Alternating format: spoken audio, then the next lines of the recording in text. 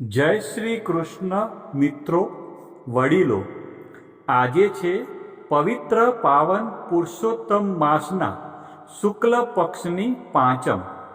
તો આ સુદ પાંચમના શુભ દિને માણીએ પુરુષોત્તમ માસની મહાત્મ્ય કથાનો પાંચમો અધ્યાય અને ભલી ભરવાડણની વાર્તા.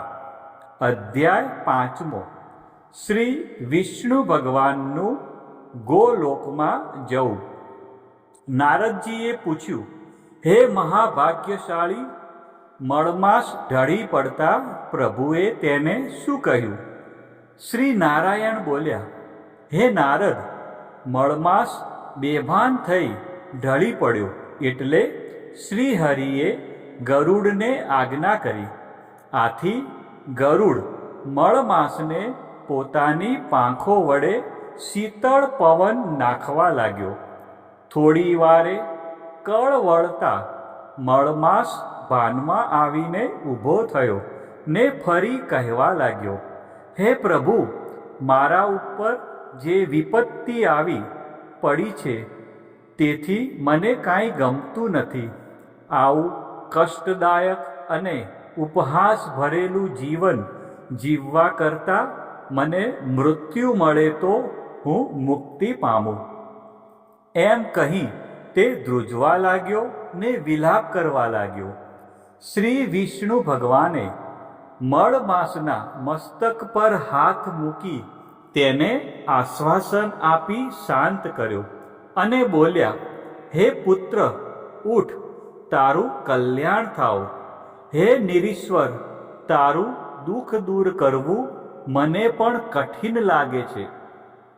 એમ કહી ક્ષણવાર પ્રભુએ તેના ઉપાયનો વિચાર કર્યા પછી મધુસૂદન ભગવાન ફરી બોલ્યા, હે પુત્ર, તું ગોલોકમાં ચાલ, જ્યાં ગોપીઓના ટોળાની વચ્ચે પુરુષોત્તમ શ્રી કૃષ્ણ ભગવાન રહે છે. રત્નોના સિંહાસન પર બેસે છે, સ્વર્ગના આધાર છે, પરથી પણ પર છે. ચાલ, આપણે ત્યાં જઈએ, એ તારું દુઃખ દૂર કરશે. એ ગોલોક વિશે તને જણાવું છું. ગોલોક જે અજ્ઞાનરૂપ અંધકારનો નાશ કરનાર છે, જ્ઞાનરૂપી માર્ગ દેખાડવા વાળો છે, જ્યોતિ સ્વરૂપ છે, ત્રણેય લોક કરતાં પણ સુંદર છે. એની લંબાઈ તથા પહોળાઈ 3 કરોડ યોજનની છે. સર્વ કરતાં ઉત્તમ છે. ત્યાં મનનું કે શરીરનું દુઃખ નથી અને ઉત્તમ રત્નોથી શણગારેલા અસંખ્ય મહેલોથી તે શોભી રહ્યું છે. એ ગોલોકની નીચે જમણી બાજુ 50 કરોડ યોજનના અંતરે વૈકુંઠ લોક છે અને ડાબી બાજુ તેટલા જ અંતરે શિવલોક છે. ત્યાં બધા વૈષ્ણવો વસે છે. એ બધા સુંદર પીળા વસ્ત્રો પહેરનારા છે. શંખ, ચક્ર, ગદા અને કમળની શોભાવાળા 4 બાહુથી યુક્ત છે. ત્યાં બધી સ્ત્રીઓ સુંદર છે. મહાભાગ્યશાળી શંકરના ગણો પણ ત્યાં રહે છે. તેઓ બધા જટાઓ ધારણ કરનાર, સર્પોની જનોઈ પહેરનાર, બધાએ ગંગાધારી, શુરા, 3 નેત્રોવાળા તથા જયથી શોભનારા છે. ગોલોકની વચ્ચે ઘણી જ સુમનોહર જ્યોતિ છે. એ જ્યોતિની અંદર મનોહર સ્વરૂપે શ્રી કૃષ્ણ ભગવાન બિરાજે છે. એમનો રંગ શ્યામ કમળની પાંખડી જેવો છે. હાથમાં મુરલી ધારણ કરે છે. છાતીમાં સ્ત્રીએ વસ્સનું ચિહ્ન છે. રત્નના સિંહાસન પર વિરાજમાન છે અને વનમાળાથી શણગારેલ છે. તેમની ઉંમર કિશોર એટલે કે 8 વર્ષની જ કાયમ જણાય છે. તે ગોવાળનો વેશ ધારણ કરે છે. સર્વના પ્રભુ છે, રાસ મંડળની વચ્ચે બિરાજે છે, સર્વ મંગળોના પણ મંગળ છે, પરમ આનંદથી પ્રકાશમાન છે, અવિનાશી તથા અવિકારી છે, નિર્ગુણ તથા નિત્ય સ્વરૂપ છે, આદ્ય પુરુષ છે, શાંતિ પરાયણ અને શાંત એવા શ્રી કૃષ્ણ ભગવાનનું શાંત વૈષ્ણવો ધ્યાન કરે છે. આમ સર્વોત્તમ સ્વરૂપ ધારણ કરતા એ જ એકમાત્ર પુરુષોત્તમ ભગવાન છે. પછી શ્રી વિષ્ણુ ભગવાન એ મળમાસનો હાથ પકડી પોતાના વાહન ગરુડ ઉપર સવાર થઈ ગોલોકમાં ગયા, કે જે રજોગુણ રહિત ભક્તોથી વ્યાપ્ત અને સર્વશ્રેષ્ઠ છે. શ્રી બૃહદ નારદીય પુરાણના પુરુષોત્તમ મહાત્મનો શ્રી વિષ્ણુ ભગવાનનું ગોલોકમાં જવું નામનો 5મો અધ્યાય સંપૂર્ણ. હવે પતિત પાવન પુરુષોત્તમ માસની કથાનું આપણે રસપાન કરશું. તો આપણે બધા ધ્યાનથી સાંભળીશું ભલી ભરવાડણની વાર્તા. ગંગાપુર ગામમાં એક ભલી ભરવાડણ રહે. પાવન પુરુષોત્તમ માસ આવતા સૌને વ્રત કરતા જોઈ ભલી ભરવાડણને પણ વ્રત કરવાનું મન થયું.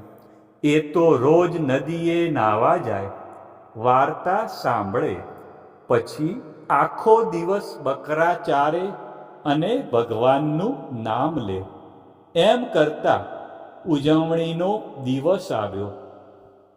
ભલી તો ઘણી ગરીબ, પહેરવા માટે વસ્ત્રોની બીજી જોડ નહીં અને ઘરમાં ખાવા લોટ નહીં. ત્યાં જમાડે શું અને દાન શેનું કરે? ભલી તો મૂંઝાણી, બ્રાહ્મણ તો જમાડવા જ પડે. એ તો ગઈ બ્રાહ્મણને નોતરું આપવા. જઈને કહ્યું કે જુવારની ઘેસ અને ખાટી છાશ જમવા પધારજો. બ્રાહ્મણ તો મોં બગાડવા લાગ્યા. લચપચતા લાડુ છોડીને ઘેસ ખાવા કોણ આવે? ગામમાં કોઈ બ્રાહ્મણે હા પાડી નહીં. ભલી તો નિરાશ થઈને રડવા લાગી.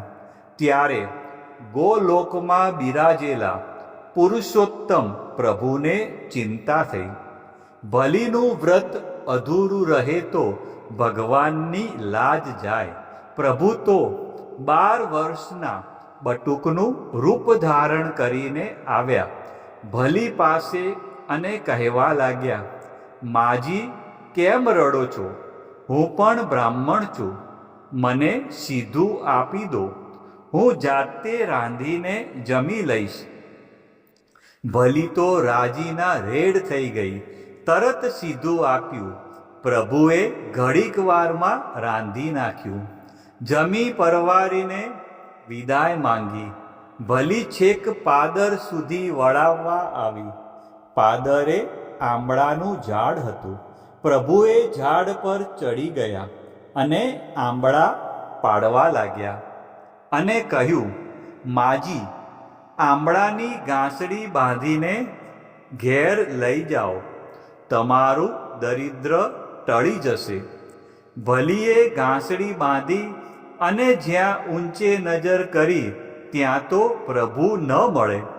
ભલી તો ભગવાનની લીલાનો મહિમા ગાતી ગાતી ઘરે આવી. ભૂખ કકડીને લાગી હતી. ખાવા બેઠી પણ જોયું તો ગેસ ગાયબ અને તેની જગ્યાએ 32 પ્રકારના પકવાન પડ્યા હતા. ભલી તો અચંબામાં પડી ગઈ. ત્યાં જ એની નજર આંબળાની ઘાસડી પર પડી. એમાં અજવાળું જોઈ ઘાસડી ખોલી તો આંબળા સોનાના થઈ ગયા હતા. ભલી સમજી ગઈ કે સાક્ષાત પ્રભુજી પોતે જ પધાર્યા હતા. ભલી તો વલોપાત કરવા લાગી. અરે રે, હું કેવી અભાગણી છું! પ્રભુ મારા ઘરે પધાર્યા અને હું તેમને ઓળખી ન શકી. મેં પ્રભુના ચરણ પણ ન ધોયા. મારો તો અવતાર એળે ગયો. હવે તો પ્રભુ દર્શન દે તો જ અન્ન જળ લેવા. ભલીએ અન્ન જળનો ત્યાગ કર્યો. ભલીનો દ્રઢ સંકલ્પ જોઈ પ્રભુ તરત દોડી આવ્યા અને ભલીને દર્શન આપ્યા. ભલીનો અવતાર ધન્ય થઈ ગયો. ભગવાન ભૂખ્યા ભાવના તણા, ન માગે મિષ્ટાન, ન માંગે પકવાન. શ્રદ્ધા થકી જે કોઈ ભજે તેને આપે દર્શન દાનમાં. વિદુર ઘેર ભાજી જમે છે, છોડે દુર્યોધનના મિષ્ટાન. ભક્તની ભીડ ભાંગે ભૂદરો, કાયા થાય કુરબાન.